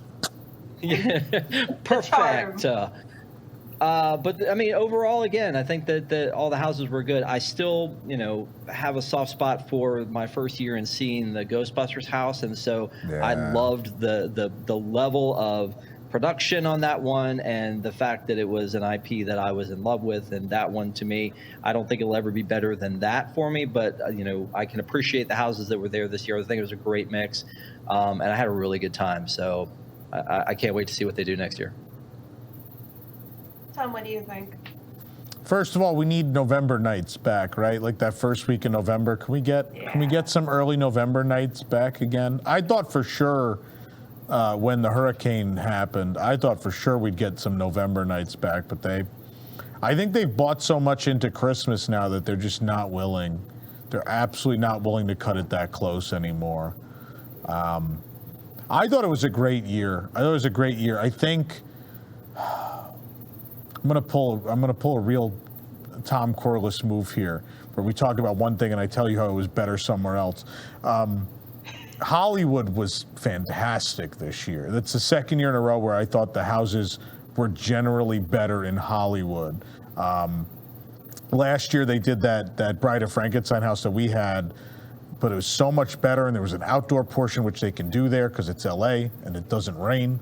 But this year again, so Scarecrow came back in LA, and it was even better than it was when it was in Florida. But it's sort of an unfair advantage, right? You have people that for a living professionally design movie sets, building the sets, and then you have a pool of actors who, these are people that, it's a city full of actors. Of course you're going to find talented people. I think it speaks to how good Orlando is at putting on the event, that with, again, not being in LA, being in Orlando, which is not an entertainment mecca of any kind, the fact that they do casting as well as they do and the event is as good as it is speaks volumes. So LA has an unfair advantage, but that still probably means you should, if you're a big Horror Nights person, I think it's worth trying to pop in for a night in LA if you can. I thought it was great. Their scare zones aren't as good. The event in total is not as good, but house for house, they do a really, really great job. But I thought it was a great year in Orlando, even though it was a year they had a lot of challenges, right? There was a lot of last minute house changes. Ghoulish wasn't even supposed to be what it was and then didn't work. It was a weird year. So I think next year, a lot of things that were meant for this year will be a part of next year's. I think, again, even though this was a great year, I think next year, I think we're due for an even better year next year. Well, and so wasn't Chucky supposed to be a part of it this year? Isn't that why the photo op was there? No, the photo op was there last year. That's just a photo op. Supposedly, the story was with Ghoulish was that 3 IPs had fallen through, and that's why they had to make an original show. Obviously, we know Hellblock was Evil Dead, and they did that in 2 weeks. But there were other houses and IP that fell through. And so if you remember, the Fountain Show the other years has been IP from the event, right? The Ghostbusters year, it was an 80s show. Then it was, for 30, it was Jack, and still had IP in it, but it had Jack and all of them. And then this year it was original thing because they kind of were forced. They didn't have anything to work. Everything fell through. So I think for 32, they're going to get to do a lot of the stuff they wanted to do this year that fell through. I assume a lot of that's going to happen now. So next year I was thinking of finally going out to California, but now it sounds like I'm going to have to go to both. Unfortunate. So much money. Yeah. I just need them to be closer. It's expensive to go to these places, It is, yeah. Rob, so you're this next year will be your 3rd year. This was your 2nd year. Mm-hmm. How did you get, because it took you a while to finally go. What was that deciding factor that made you go? Ghostbusters. I feel like it was one of those things that everybody always talked about. It was just one of those that everybody was hyping it up, that this is, such an amazing event. I know I have coworkers who that's all they talk about when it comes to theme parks is Halloween Horror Nights. So, for me, it was one of those things where my heart is always with Disney. Anytime, since I'm not local, that I would go down there, most of my time was spent at Disney. I would obviously, spend some time at Universal because I do like those parks, but not, for a hard ticketed event, that's a big thing when you only have, 4 or 5 days to be there. But I know for you, it's probably one of those things where you're that's the reason you're going is for Halloween Horror Nights. So, in the past, it wouldn't have been the case. I would have just spent that time at Disney. But now, I think it's one of those things that it's going to be a tradition for me moving forward that I'm going to want to go back again and again just because it's unreal. It's just something that it's better than I expected it would be. I didn't expect it to be as good as it was. And you guys recommend doing tours? If you can, especially if you can't go frequent, if you can go, if you can get one of the frequent fear passes and go all the time, I don't think you necessarily need to do that. It's a lot of money. I would say if you're going with anyone with a mobility issue, I highly recommend the RIP tour, just because they go into the houses ways that avoid those long queues and such. Like, if you are mobile and don't have any issues, probably just get express. I think that's you save yourself some money, but otherwise, I mean, I would do the RIP. But it's a lot of money, a lot of money. Well, there's not. I mean, if you just do a non-private RIP tour, the price difference on that is not that much more than the express passes on some night. What and is that's the like price an instant. What is the price difference roughly? Do we know offhand? It just depends on the night. Is it usually like 100? Is it less than 100 typically? I think it was about 100. I felt like it wasn't. I felt like when I looked at it at one point, I felt like, the instant access and guaranteed, the 10 houses on the RIP tour, even if it's not a private one, guarantees you it, versus where, if you have an express pass, it is technically half the wait time or less than the regular queue. And, there are a lot of people that, do buy the express passes and things like that. There are a lot of people that have like the disability access pass that can make the express lines longer. So if it's very important to you and you're going to spend the money on the express pass and it's a one night, one and done for you, I would say spend the extra on the RIP.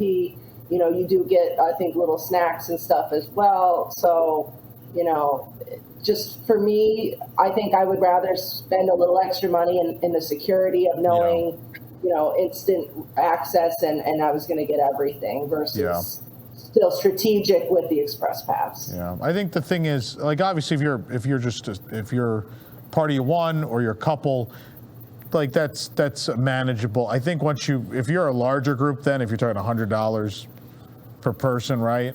Then it probably starts to be a bigger decision to make that upgrade, right? But if it's just one or two people, you're probably right. It's a negligible price difference. Just go. I will say in Hollywood, I just buy they sell online in advance the ticket with the unlimited express. And I will tell you, their express lines, I have never seen people in the express lines in Hollywood. There's just not a lot of people with express when I've gone. So like that's the best deal and I would just walk out of a house and the front of the queue would always be typically in LA kind of right there again. And I just go around. I would just go to each house and go around and do it like 4 or 5 times and be like, all right, I'm done with that house. And I go to the next one and just go around. And it's not a bad price. I think it was like $250. And I could have done all the houses 4 or 5 times each probably with the express in Hollywood. So I will tell you, I think the unlimited express in Hollywood is great. We found out we do sell an unlimited express here, but it's only usually night of or something weird like that? Or it's only certain nights? I'm not 100% positive. I know that they sell out quickly. So I know people will message me and say, I can't find express passes. And it's like, well, they're sold out. That's why. But then you'll show up and they'll be like, everything's sold out. We showed up a night where it was sold out. And they were like, well, the only express we have left is the unlimited. And I was like, I didn't know you guys had unlimited. And she was like, yeah, we don't list it online. I was like, oh, I didn't know that was a thing. I don't know if they list the after 11 online either, because there is an after 11 p.m. express. Yeah, you're right. They don't.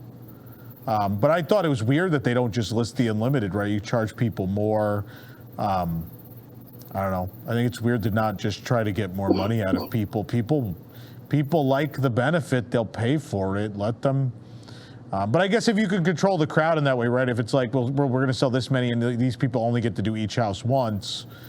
Obviously, if everyone's running around with unlimited, they could do them all 100 times. The express lines are going to be worse, right? So I guess it makes some sense. How did you find the crowds to be in California, Tom? I mean, like, versus Orlando. It's easier to give a judgment of Orlando because we go so much, right? Hollywood, I've only ever been, every time I've gone, it's been was it the first night last year? Maybe it was. The 2 times I went, it was the first night. And so it didn't seem bad. That's pretty early in the season. And as you know, like in Orlando, obviously crowds get worse as the season progresses, typically, right? So I assume the same is true of Hollywood, but I mean, I'm still glad I had Express. Things were at least an hour to 2 hours, but it didn't feel, despite that park is small, I don't know, it never felt like overcrowded. But the lines were long enough to be like, I would like to skip these lines. I really don't want to wait, 2 hours for the weekend, Mm-hmm. Yeah. There was one thing in my notes that we haven't talked about yet that I do want to bring up, and that was Dead Coconut Club, the bar on City Walk. What a great, I thought it was a great addition. It was. It is. It was the best. It was my favorite thing.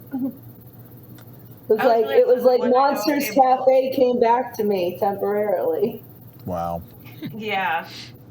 I love Monsters Cafe. I called it my office. I mean, I like Monsters Cafe too. It was always empty. I liked that they opened the room upstairs later on to give more, way away from the crowds, and it was themed to Creature from the Black Lagoon. I just wish the drinks were good. Even and that at 9 o'clock the music didn't turn into garbage. That's why Fat Tuesdays is right there. Fat Tuesdays. It's the only way. It's the only way. Yeah, now Rob, it's the did you green get a chance and to go to Dead Coconut? I did not. Oh. It looked pretty cool, but no, I didn't get a chance to go. Well, you can go to the green and red coconut. Like we were getting ready to go into the event, and it was like 5 o'clock at night, and we're on City Walk, and we go up to Dead Coconut, and it was closed for a private event. Heartbreaking.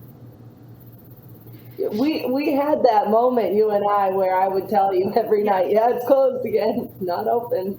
Yeah. Heart-wrenching. But that's one of those things that you don't have to do it in conjunction with the horror nights. I mean, you're already going to be spending so much time at horror nights. If you want to get your money's worth out of it, you could do it a different night, right?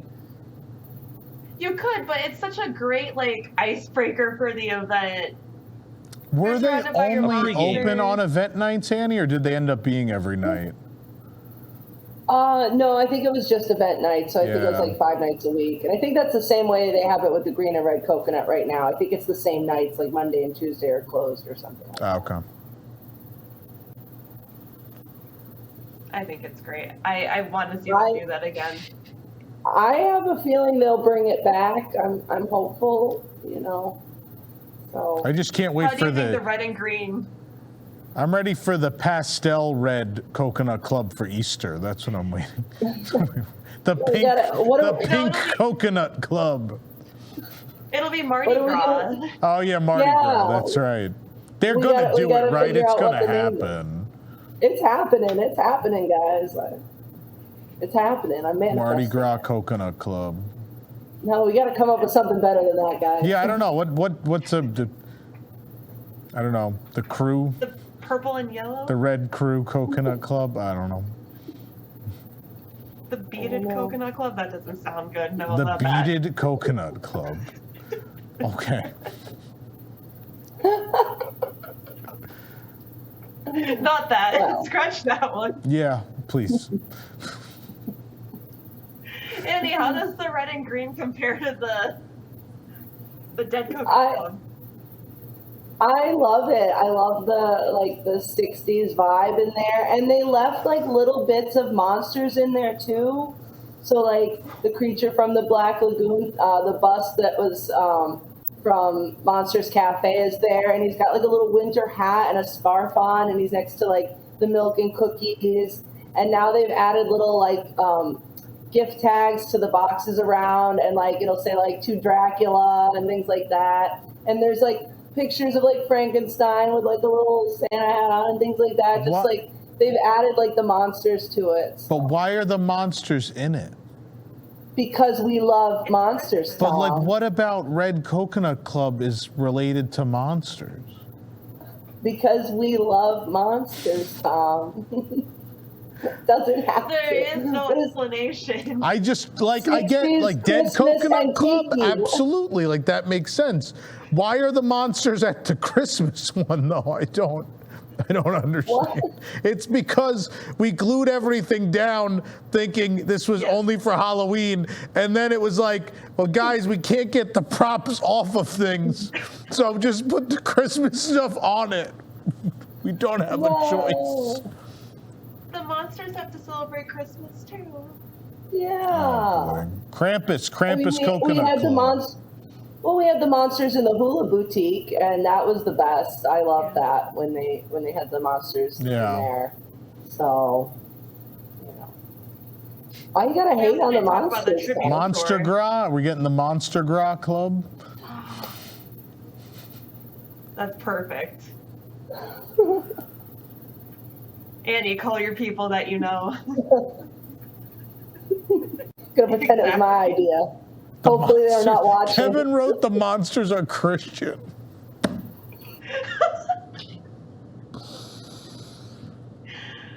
Kevin, I love you.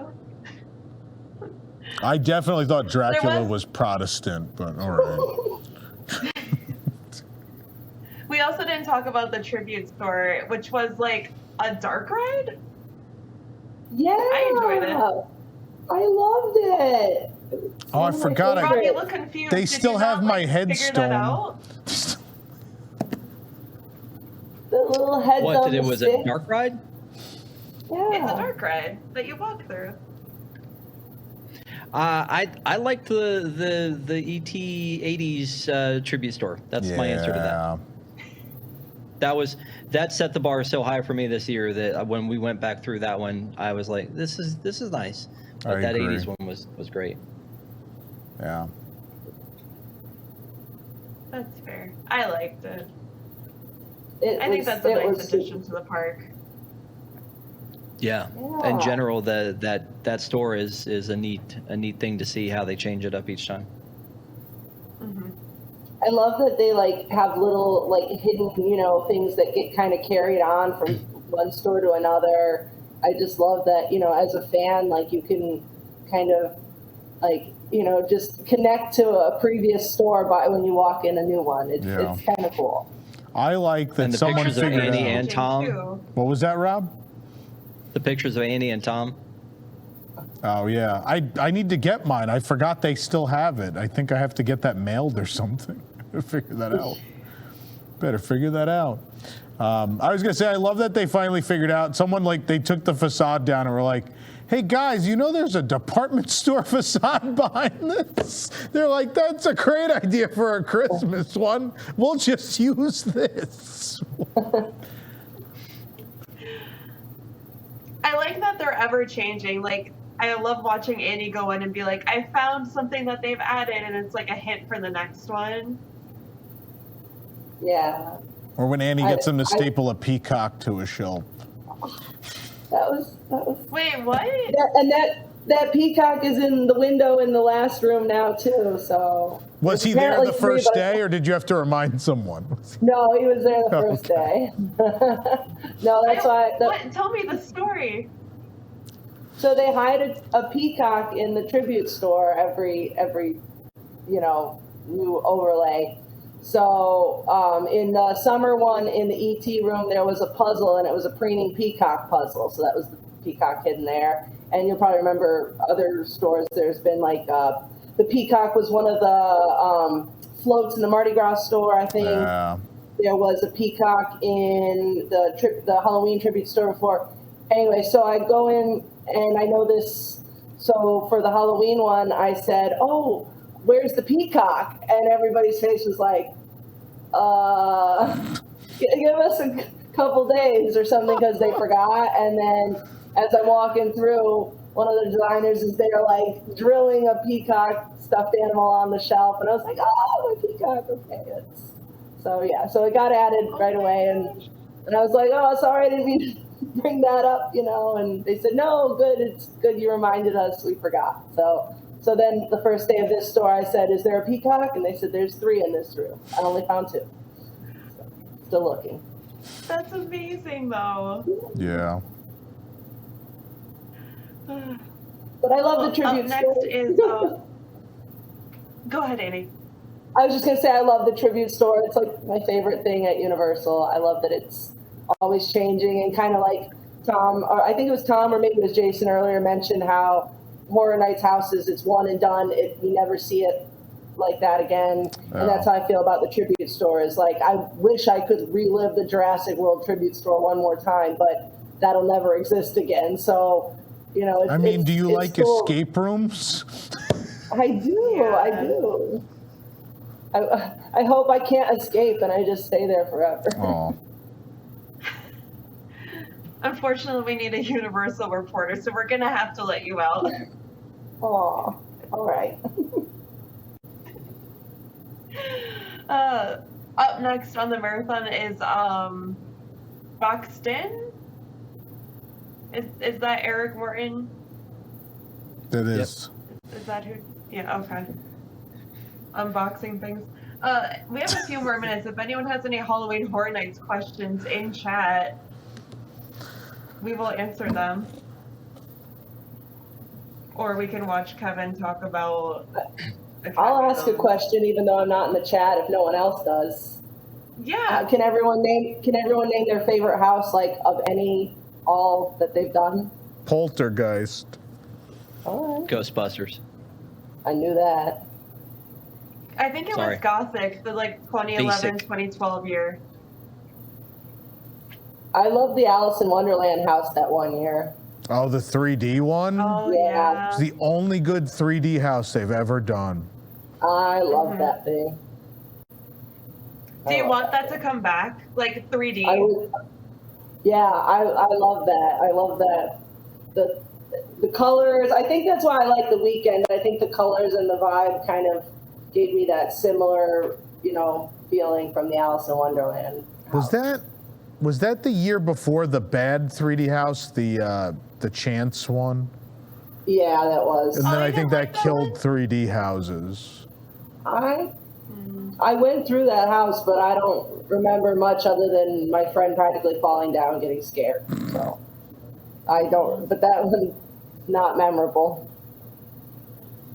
I miss the effect of I think it's normally in 3D houses, but it's the ramp that you walk up and it's kind of normally like a swirling thing. Oh, the tube, yeah. It's like so dizzying, but I love Cabin it. in the Woods. They did that in Beetlejuice. Yeah. They did, yeah. Cabin in the Woods was, I think that was love my that first year or my second year. Kevin brought that one up. That was great. Walking into that cabin was like unreal. The elevator scene, Mm-hmm. the merman eating the guy, it was great. That is a great one. I like the Shining what was your house that favorite year snack too. this past year? What did I eat?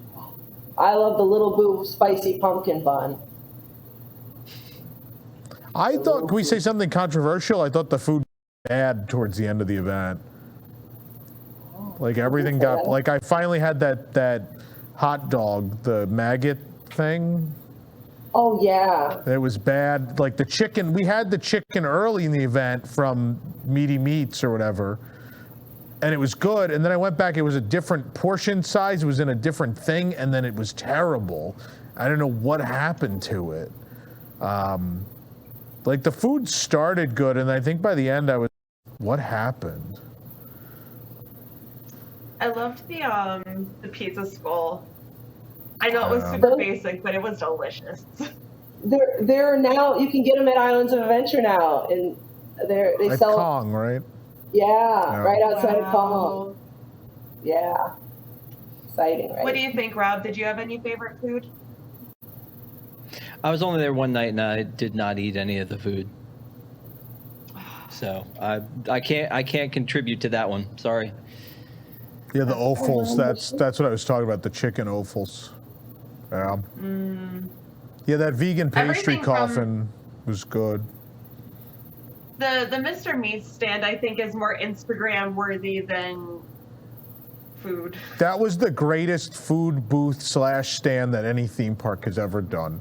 The fact that they set It it was up like a beautiful. meat market, it was heavily themed. The packaging, right? Like the stuff wrapped like it was, in the deli section or the freezer section of the supermarket. Like it was It was cool, which is why I was glad it was good the first night, and then when I went back and it wasn't good, I was kind of sad. I remember reading a lot of people said that the stuff was stale later on, so I wonder if they just packaged a bunch at once. Yeah. Yeah, I mean, I will say this, the sweet potato fries remained good through the whole event. Don't sleep on the sweet potato fries. I like the Reuben fries. That was another one I went for. Where were the Reuben fries? In Louis. Wow. Those were so good. I don't like to go good. in Louis. I have PTSD. Well, I've been told, and if I'm wrong, someone can correct me, but Kid Zone, they bake their fries, whereas Louis, they fry them. That's why people don't like the Kid Zone pizza fries, because people say they didn't taste good, and I'll tell them, did you eat it at Louis or Kid Zone? And they'll say Kid Zone. They'll say go to Louis. Oh, so people like the fries better at Louis? That's a thing? Yeah, people, and I tell you, I've got plenty of messages from people. I told them, go have the ones at Louis, and they agree with me. They are better than Kid Zone. But the sweet potato fries, the s'mores fries at Kid Zone are the best. S'mores, sorry. Forgot they changed the name. Mm-hmm. Oh, that red cake pop, the Tombstone pop. I could have eaten about 50 of those. It's so good. And with the Oreos. So yes. Good. Can we controversially say something about the Twisted Tater? I haven't had a good Twisted Tater in like 5 years. They're always cold. Like, I don't know. They're just, I used to love them. And especially, I remember when the first year they did the ghost pepper seasoning. They were real spicy. They're good. And then I tried to have 2 this year, and both times they were ice cold the second I got them. I was pretty disappointed. That's me, the tater hater, Kevin. That's me. I thought the taters were better this year. The drinks are better. I thought they were more crunchy, because last year I felt like a lot of the Twisted Taters I got like towards the middle were soggy and like potato-y. So I felt like the ones this year, at least, they were kind of like, it seemed like they were spread out a little more, so crunchier. But that may be why they got colder fast. A thinner cut, right? Yeah. Yeah. All right, I'm going to read 2 more donations, and then we're going to get ready to go over to Buxton. Christopher Williams donated $100. Thank you. And then Layla Carreras donated $10 Fun Watch for a good cause. That brings our total to $9,410, and the auction hasn't even started yet. That's phenomenal. Thank you, guys. And my last hot take. I was going to say, my last hot take is I still think that with all of the IP that Disney just bought, that they should consider doing some version of this at Hollywood Studios. I know it won't happen, but they've got so much great IP for this season. Yeah. It's going to waste, and it would just I feel like they would kill it. It would be a great alternative event. You do it at Hollywood Studios. You keep it out of the family zone. I think it would be a great addition. That would never happen. That would never happen. They've done haunted houses. Hong Kong's had a couple, and then Paris did legit scare zones for Halloween this year. What? Yeah, Paris had legit scare zones. Yeah. Yeah, that's really that Hong Kong with I don't think Jack it'll ever happen Skellington domestically. I did that. I loved that. I was there that year. It was so good. Oh, you went to the Hong Kong? Did you? Yeah. Yeah. I almost got on a plane for that one. That was it great? Good. It was so good. It was one of the greatest Disney things I've ever done in my life. It was, I mean, most of the characters inside spoke Chinese, but the Sally spoke English, which was odd, you know.